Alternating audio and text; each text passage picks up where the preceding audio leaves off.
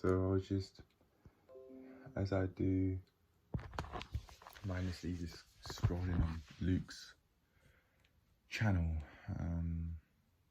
I did the same thing with Money May a while back, but I can understand why I look at his channel of all channels, because right now I'm getting in contact with him, speaking to him via the interwebs, and I know what's going on. Like, I'm having to say goodbye to that way of life. Oh, hold on, let me just set myself up here, because I want both hands free. Yeah, I'll set myself on, set on the laptop now. I'm having to say goodbye to that way of life, you know, that old way of life where I was just mindlessly consuming information. I don't want to say the word good, because I've spoken to children in the past, and that's those sort of words that they use.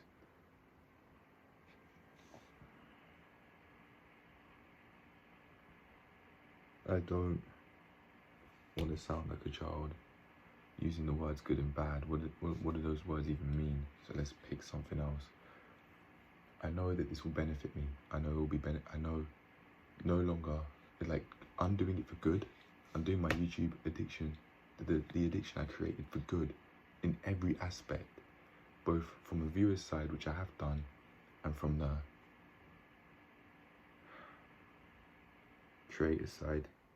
I know it will benefit me, because then that means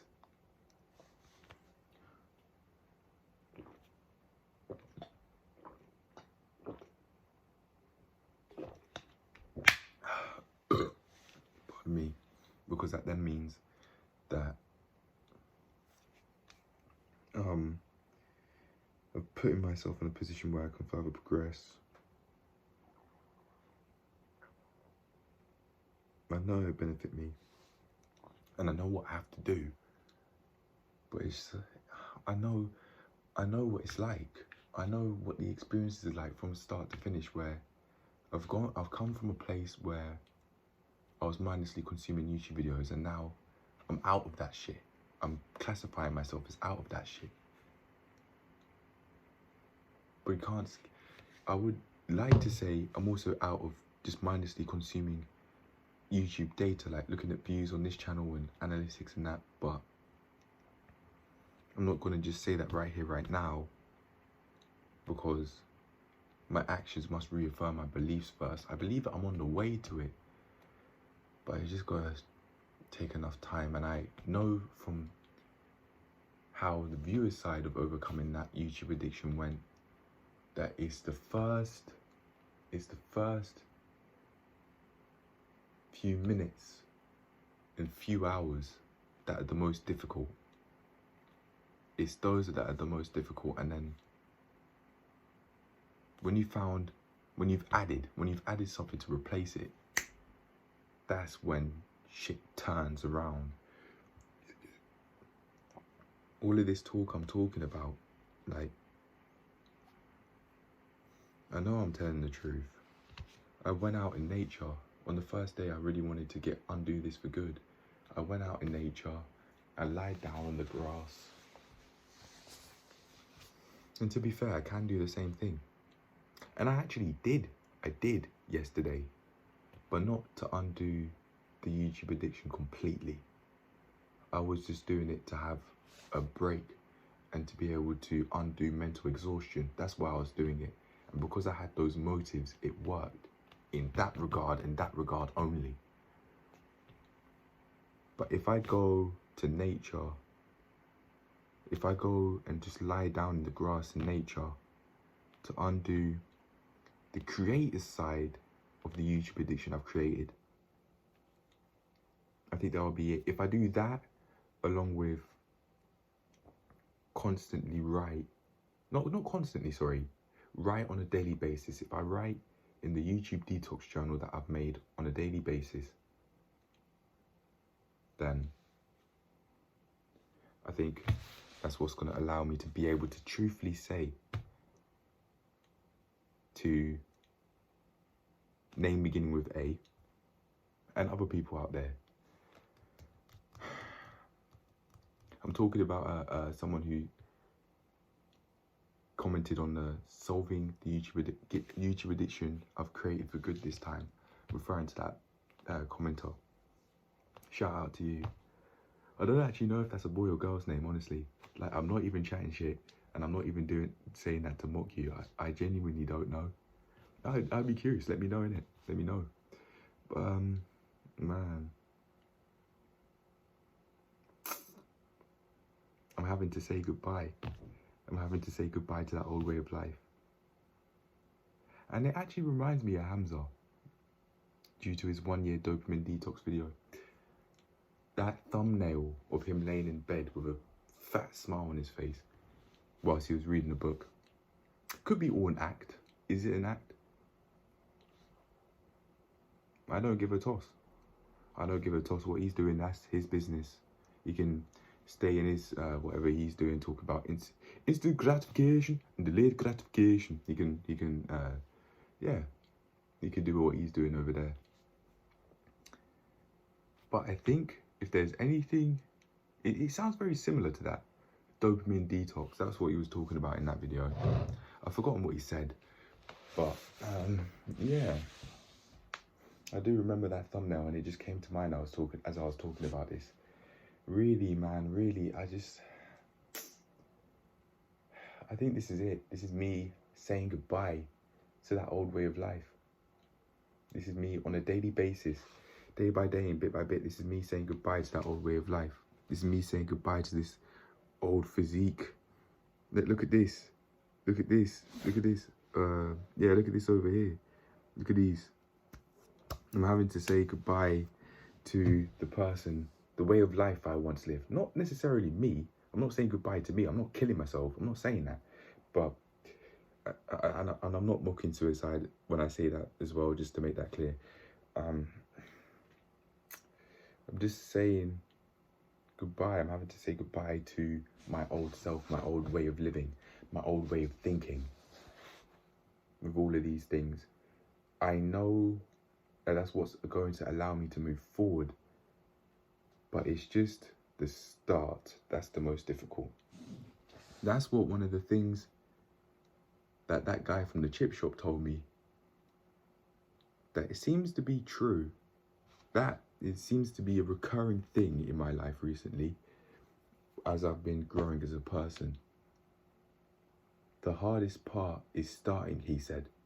The hardest part is starting. And it seems like as I've been undoing this YouTube addiction I've created, what he's saying is true.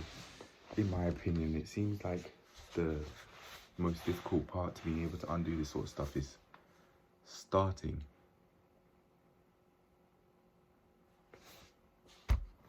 Let me just turn the laptop off so you don't hear it. There you go. I thought I'd just create this video as I was just mindlessly scrolling through Luke Spurgeon's channel, seeing how many videos he's made and comparing me to him, comparing myself to him. I did that yesterday, and then I so happened to see a money-making opportunity with the link that he put in his bio. Comparing myself to others is how I've got here, actually. And it's actually worked. It's just that I don't do it often. I don't do it as much as I once did, and the way how I do it is different to how I once did. I remember comparing myself to Nathaniel Messiah. You're saying, oh, I got this and that. I did this and that at 18. I did this and that at 17. And that style video, I was comparing myself to the thumbnail that he made of him getting a Mercedes at age 18. Did he or did he not? Is that car his? I don't know, and that's none of my business. Could it all be a front? Yes, it can be a front. But whether or not, regardless of whether it is, I allowed myself to feel very, very low. Envious, I believe. And it was just like, I just felt low, down. Because like, why was comparing myself to him, thinking, why am I not in a similar position? Maybe because in the past I believed I could have been, maybe. That I just wanted to be ahead of most people. But I'd say this sort of comparing myself that I'm doing now, compared to like looking at Luke Spurgeon's channel and seeing, oh, he's made this many videos in the space of 2 months, going on 3 months now. How many did I make in that space of time? Was it 105 as he's got now? No, it wasn't. At that time, I was just doing the daily plank journey videos. He makes short videos and longer videos. They're not long, but longer videos. I've never seen his channel or the channel he's running have like video lengths that are as long as some of mine have been, like 2 hours, 3 hours. I don't know what his life circumstances are. I think he was saying he's got a job, so he's got to do that, and then he would want to do this at the same time. I don't know his life situation, but I know that I'm really getting very serious with this video creation thing. But just more so growing as a person, like getting a lot more shit done than I once could. Speaking of, I was actually going to do a theory test, but I won't right now because I'm filming this video, and that's the only reason why. Once I film this video and I'm uploading it, pardon me, then I'll get back to it. But the fact that I've been making so much progress in such little time is major. I'm no longer mindlessly watching YouTube videos. This is something that I've been able to undo in 11 to 12 days, when that habit of mindless consumption could have been at least 9 years old. Yeah. It genuinely could have been at least 9 years old when I was prepubescent, watching Dash XP and TP and Down, Timothy De La Ghetto, Swoozy. When I was watching all of these people mindlessly just to get a laugh. Particularly Dash XP during those times, and Thanos Gaming, Dai Denogla, H2O Delirious. Basically, I do work on all of their Call of Duty Zombies content, along with Call of Duty multiplayer content. I didn't think my doing this as a child would mean that I come to this point where I'm saying,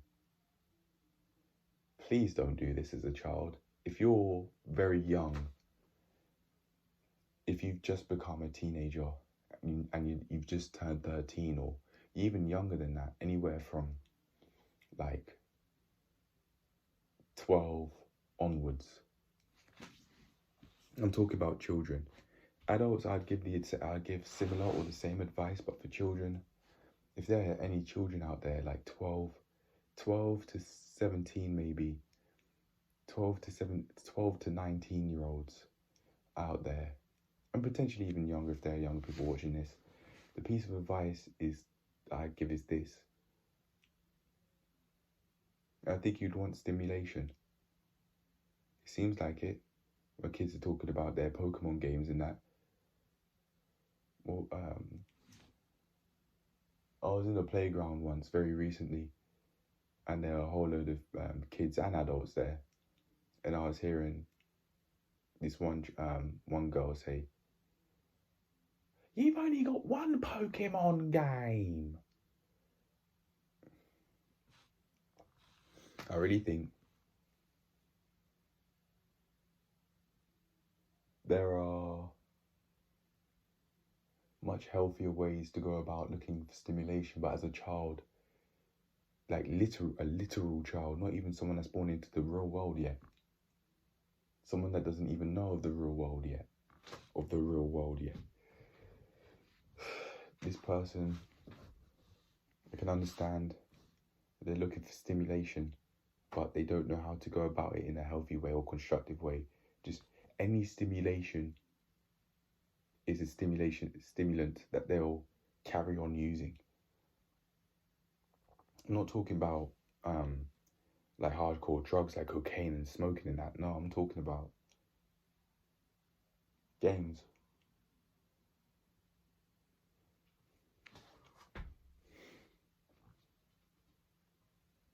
Video games. And also real life games like playground games that I play. That I saw a couple of kids play. In reference to one of them, that's same girl that I just referenced to now, yeah. It seems like they look for stimulation, but they don't know what a healthy form of stimulation is. They don't know how that would, or they may not even think about how that would allow them to grow as a person in the future or on a daily basis. I'd recommend for any children, especially male, fight clubs. Fight clubs is a healthy stimulation. I'd recommend not games, not video games, but how about video creation? Exercise, like the daily logs that I do. I'd recommend that as well, creating daily videos every single day without fail. Imagine that, you're 10 years old and you start creating exercise videos. And then when you're, by the time you're 20, you have over 3,500 videos just off the exercise alone. And imagine the sort of physique you'd have at 20, but that can come with some cons too. Because when you're such an age and as you're growing, you may not know what sort of motives, that you may not know that other people have ulterior motives.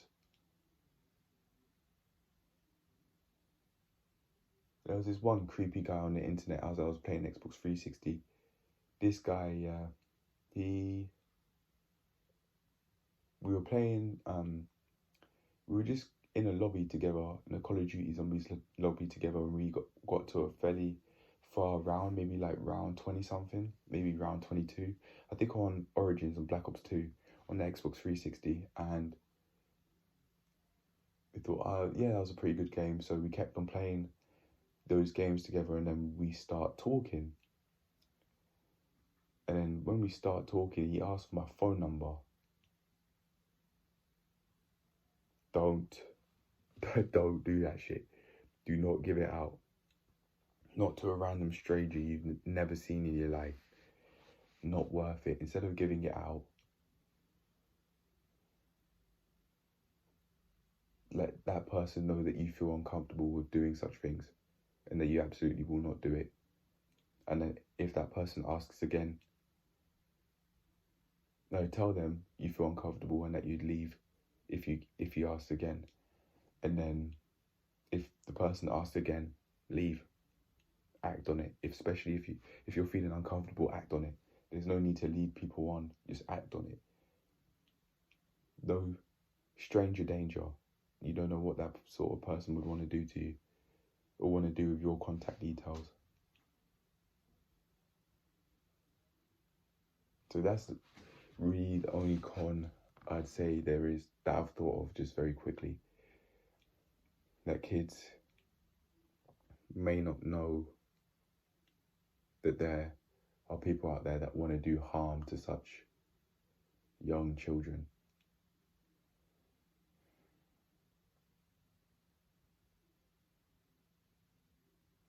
This person that I'm talking about didn't do any harm to me. We never met in person, but we did exchange phone numbers and we spoke over the phone. And I felt very uncomfortable with that, but I didn't know how to say no.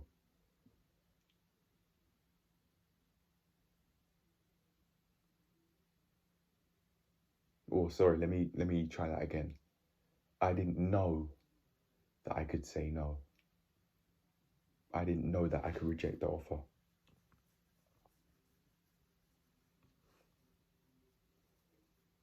maybe I didn't know that it was okay to not feel uncomfortable with wanting to give out information to a stranger. Honestly, guys, I feel much more comfortable creating. And I know why. I know what it is. I'm not on the screen. I'm looking at the screen right now, but I mean, my eyes aren't glued to the screen. But my eyes are glued to the screen when I'm staring at those views and those analytics. And I know that I want to stop doing that. But just telling myself to stop doing that is not enough. And I really believe I know how to go about it. Add a lot of shit. Add. Don't think about taking away. Add. In order to get rid of the YouTube addiction completely, I must add. Keep on adding and adding on. Adding habits that I want to be doing in my life. For whatever reason that may be, and that I make up in my mind, I must add instead of take away. I'd say take away. Please, for your own health, don't eat junk food, man. Cook. Don't be an invalid.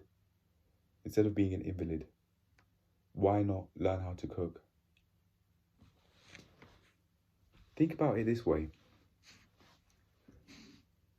When you go to the takeaway and you get that sort of food, you have no idea what sort of chemicals they put up in there. Or maybe at least I don't. Sorry, I shouldn't say you don't know. How do I know you don't know? And who am I to tell you what your opinion is? I apologize for that. I didn't know, and I still don't know because I haven't gone and done my research. But even still, if I were to go and do research, how would I know that research I go and do comes from credible sources? How do I know that it's not outdated?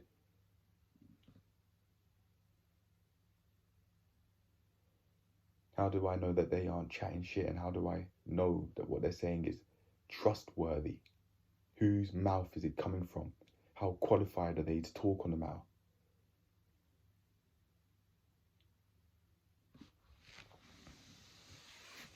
I really believe I know what I'm looking for. In order to undo this YouTube addiction that I created completely, I really believe I know what I'm looking for.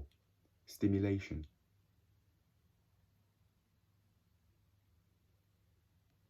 Hold on a second, let me move this back quickly so that my elbows are in frame.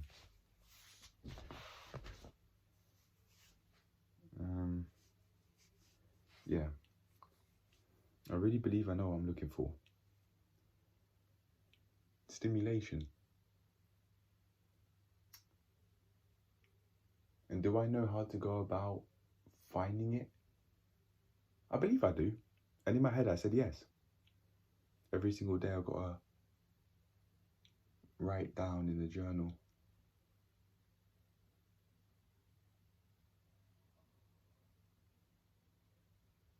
And I know I want to go for a walk and feel nature.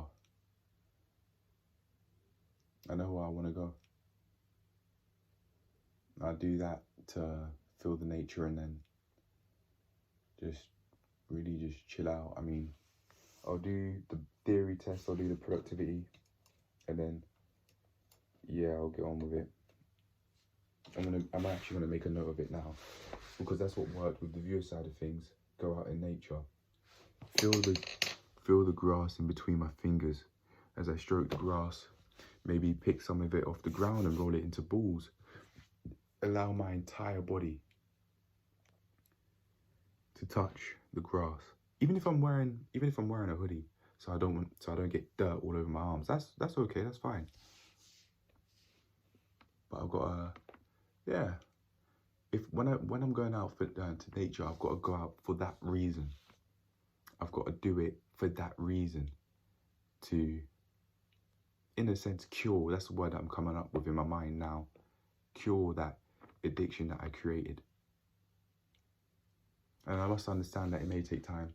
It may take 2 weeks to get to that same level that I have got to in terms of my viewer side of YouTube addiction.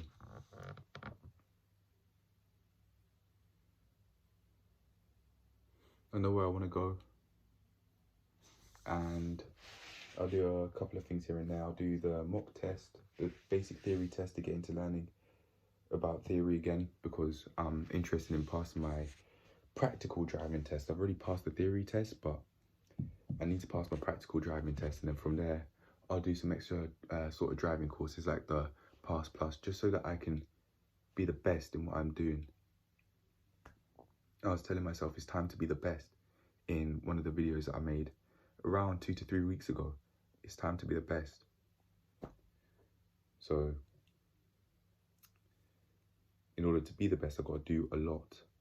I was listening to Benjamin Hardy. I actually watched a YouTube video that I was thinking of applying about becoming world class. I'm thinking about uploading a series called what is it? Oh, Juicing Up the Gal Dem. Juicing Up the Gal Dem. That's the series that I'm thinking of making, based on knowing how to seduce girls, knowing what I want in a girl, and knowing what a girl would want in me. Seeing as I'd have standards, I'd like the goals that I'm seeing to also have standards. Maybe not necessarily the same standards, because we aren't the same people. We are, as men and women, we are not the same. We don't think the same. We don't talk the same. I mean, some women are more masculine than others, and some men are more feminine than others due to how they want to live their lives. And that's okay. This is just reality. I'm saying that because that's just how it is. But I'm speaking more about feminine ladies, because I don't have an interest in dating masculine chicks. I may joke about it, and I may think, you know what, I may try it just for the challenge anyway. Just like how I have with a certain area of girls. I mean, girls that come from a certain area. But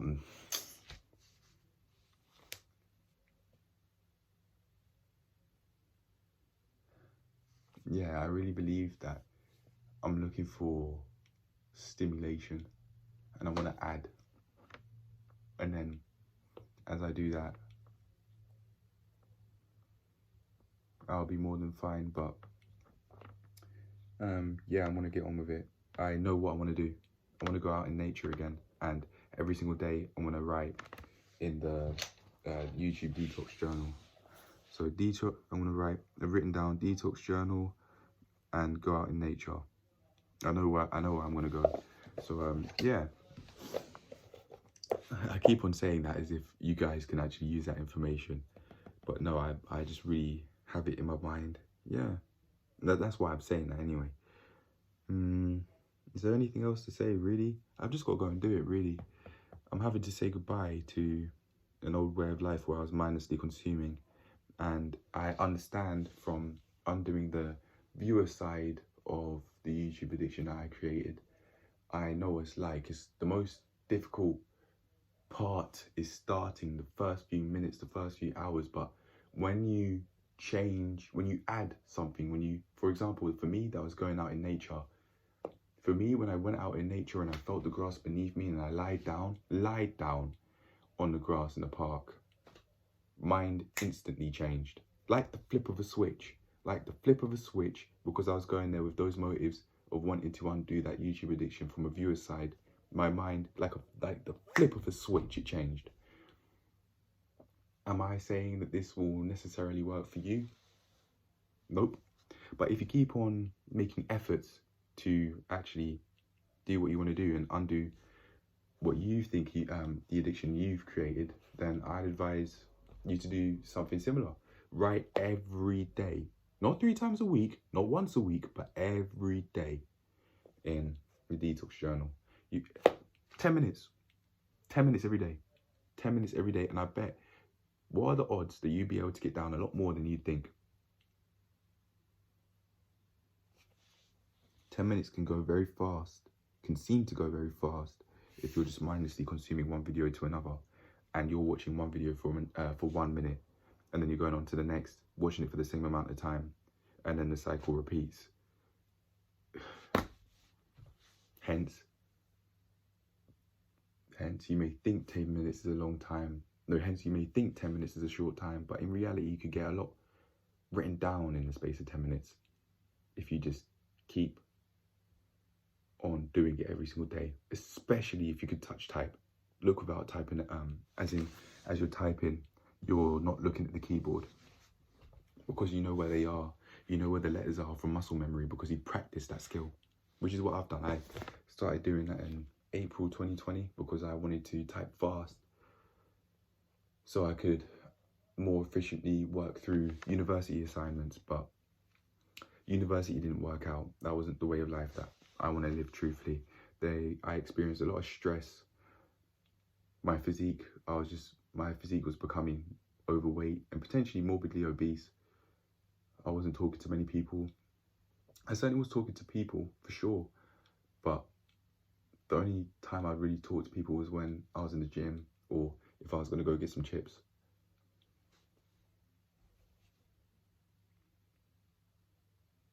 And as I was keep on speaking to this guy in particular that was working at the chip shop, because I thought, I can learn a lot from this guy. I want to learn a lot from him.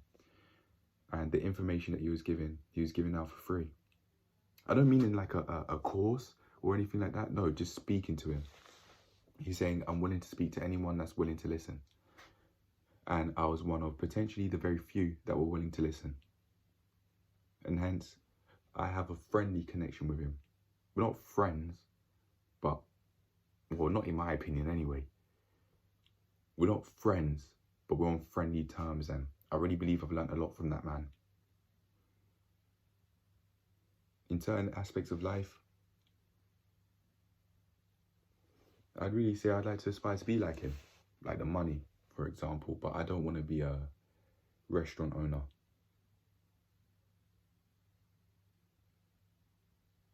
I don't want to be working at a restaurant or a takeaway shop, because I really believe that there's very little room for growth.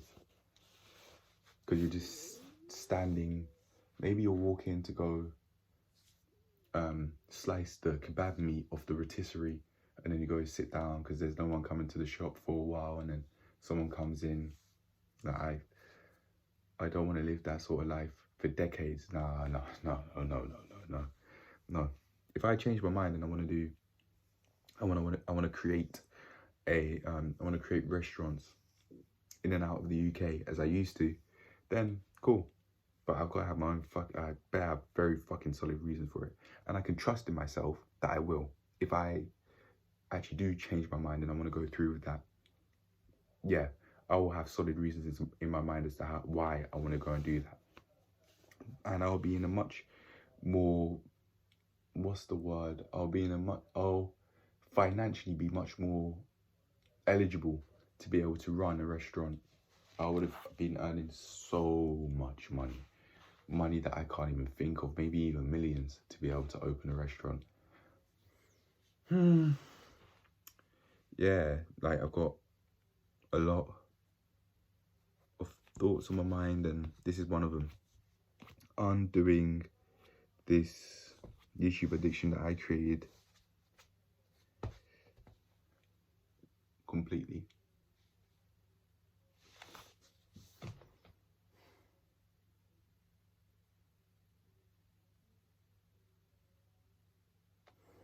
And I know how I want to go about it. Detox journal every day and go out in nature. But I have to go out in nature with the motives of wanting to undo the creative side of the addiction. And then I'll be able to sit back in nature with those thoughts in mind and just be able to chill out and then realize, oh shit, you know what? Yeah, absolutely can do this. So that's what I'm gonna do. I'll put detox journal and then nature and then solution to creative side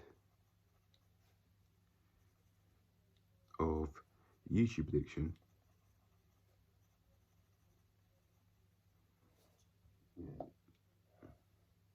Nope, I don't have any names in there that I'd want to keep anonymous. So yeah, here you go. Right here. I just wrote this up right now, this part here. I just wrote this part up now, and then this is what I was writing earlier. Yeah, so I'd be going out to in nature and just lying down in the grass. I'll wear a hoodie because I don't want dog shit and bird shit all over my fucking arms.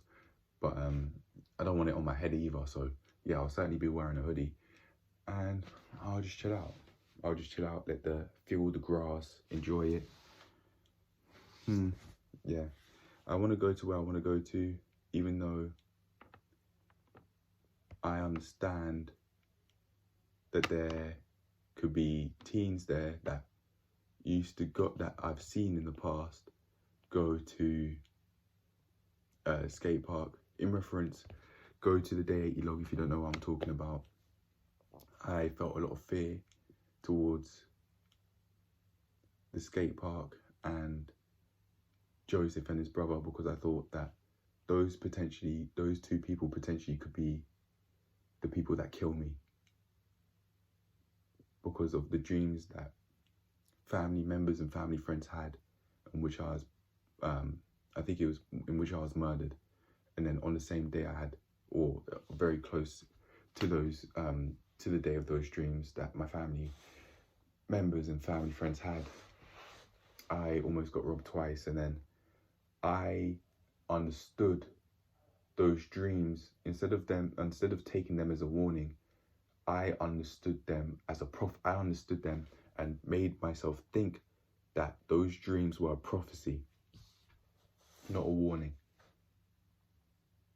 And because of that, last year, for quite maybe about half the year, the second half of the year, around June time, when the dreams came, and when I was going to the skate park very consistently, yeah, I believed subconsciously that I potentially could die if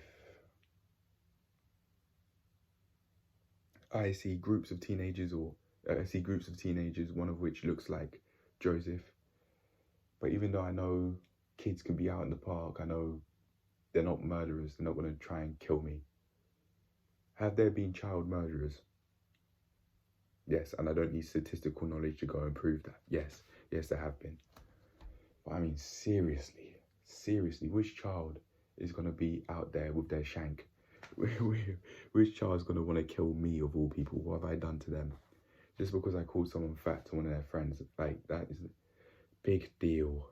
Big deal. It's like, okay, yeah, I felt unhappy about him wanting to see me put myself in harm's way, and I therefore called him fat to one of his friends because of that. Yeah, okay. But there was no need to believe that after Joseph approached me with his 3 boys, there was no need to believe that he genuinely could murder me. There was no need. There was no need for me to be in my bedroom thinking, is he out there? I didn't think that exact thought word for word, but those sorts of thoughts that I would have, the sorts of thoughts I actually did have, were very similar to that.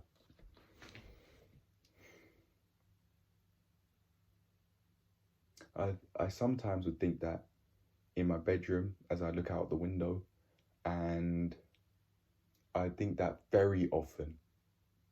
Those sorts of thoughts I think very often when walking outside in the street.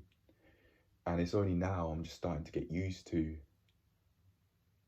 feeling no fear when walking around, and not having that physical fear response when seeing someone around the corner. Doesn't matter who they are, and doesn't matter how old they are. But I'm going to contradict myself and say I would maybe feel a bit more fear if it was an adult that seemed to be around my age or slightly older, or young kids and young teens. Yeah. I think that could have been because those were the sorts of people that would go out to the skate park. But I've worked through my fear, man. I even went to the skate park today to just, again, prove a point that if I go to the skate park, I'm not going to fucking die.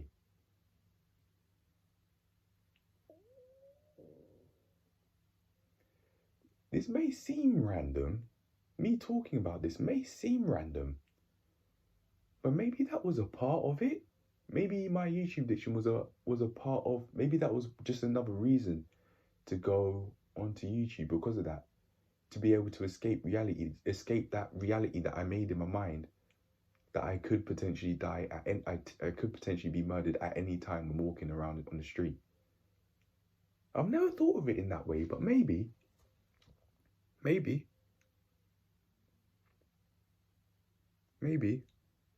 I've never thought of it in that way, but maybe, seriously, maybe. But I know what I need to do. I'm gonna do the mock test, and I'm gonna go out, chill in some nature where I want to chill, even though there could be kids there playing football. I'm not gonna die. Like, I'm not gonna be murdered. Like, it's okay. Yeah, but it's only nowadays that I'm starting to understand that in terms of the fear response. I'm starting to understand that if I were to go to the skate park, I'm not gonna die. If I were to see a child or a teenager, I'm not gonna die. If I'm to see a group of teenagers, I'm not gonna die.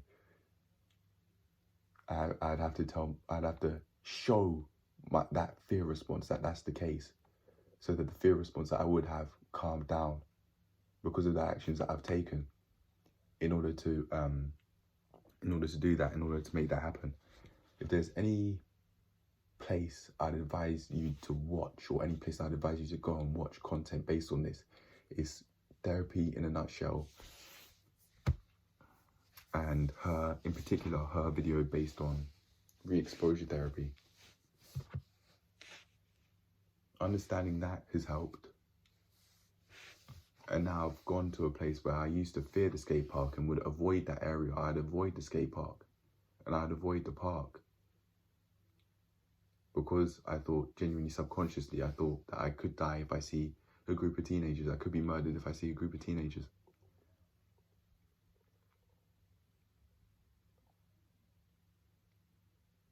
But that's just no longer the case anymore because of what I've done. And even if there are kids there, so fucking what? It's just that I'm just starting to get used to not feeling fear when seeing a stranger, not feeling that physical fear response in between my pecs when I see a stranger, even slightly. That's not happening anymore. I don't go through that anymore, and I'm just starting to get used to that. But on that note, I'm gonna go out in nature to be able to solve this, because when I did that 11 to 12 days ago, when I was wanting to solve this YouTube addiction for good, initially, that's what I did. And the mindset change immediately, it just kicked in. And I really believe that it will kick in just like how it did last time when I go out in nature with the motives of wanting to undo the YouTube addiction completely via undoing it in terms of the creator side by mindlessly consuming YouTube data, views, subscriber growth, view growth, all of that. Like the sort of analytics that I showed in one of the videos I made today. Yeah, that's what I'm going to do. That's the main thing I want to use in order to solve the creator side of the YouTube addiction. Please understand that people may think, oh, I want to undo this YouTube addiction that I have because I'm just watching so many videos after video after video. Yeah, there's that side of the YouTube addiction. But please do also remember there is another side. Also remember that there's another side. There's another side of the addiction in which creators are looking at views, looking at comment notifications.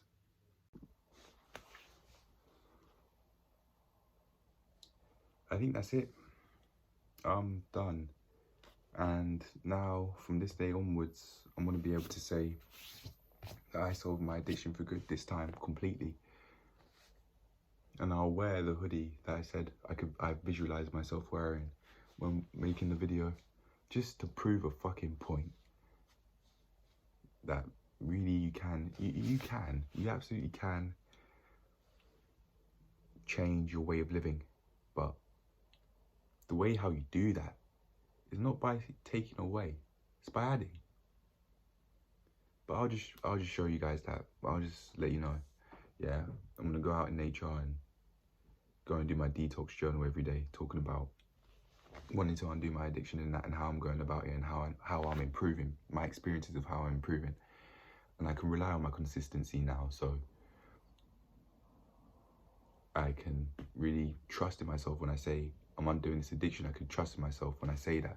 But I think that's it. No more needs to be said. I'm gonna just get on with it, and yeah, I'm gonna experience the benefits when I go out in nature, with the motives of wanting to undo, like mindlessly looking at views and subscriber growth and comment notifications and all of that.